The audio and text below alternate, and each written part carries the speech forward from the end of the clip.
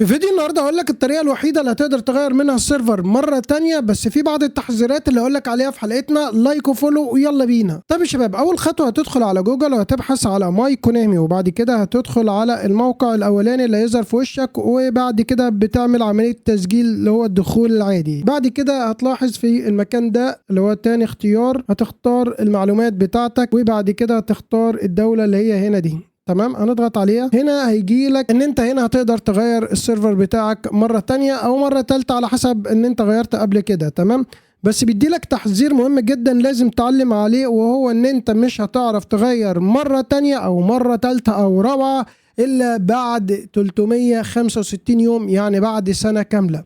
فالاختيار المره دي هيكون اختيار لمده سنه، فتركز فيه كويس قبل ما تختار انت هتغير ليه. فركز في الحتة دي والتحذير ده.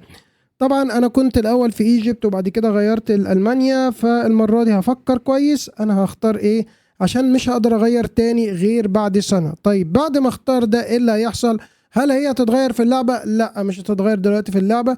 في خلال اسبوع مع اول تحديث، يعني مع اول صيانة في الصيانة الاولى او الصيانة التانية بعد اختيارك، هيجي لك ان انت تقدر تغير السيرفر داخل اللعبه. يعني بعد اسبوع او بعد اسبوعين من اختيارك النهارده، فهيجي لك ان انت تقدر تغير داخل اللعبه، ويبقى انت كده كمان غيرت داخل اللعبه وفي الموقع. فدي الطريقه الوحيده اللي انت بتقدر تغير منها. بس خد بالك من موضوع ال 360 يوم. اذا كنت تاني مره، اول مره بيدي لك فتره تقريبا 60 يوم، فاحنا عديناهم. المره دي لو غيرت هقعد 360، ودي الطريقه الوحيده اللي انت هتقدر تغير. طيب هيجي واحد دلوقتي يسالنا ايه افضل دول ان انا اختارها. والله بص، افضل حاجه تختارها يا اما تركيا يا اما البلد اللي انت فيها. بالنسبه للاعلانات استنى، هي كده كده اصدار تجريبي، فاحتمال هتجيلك، يعني هتجيلك. فشوف انت عاوز ايه وفكر كويس قبل ما تغلط وتختار وتقعد سنه. بس كده، وده كان فيديو النهارده. يا رب يكون الفيديو عجبكم، وقول لي انت عاوز ايه الحلقه القادمه.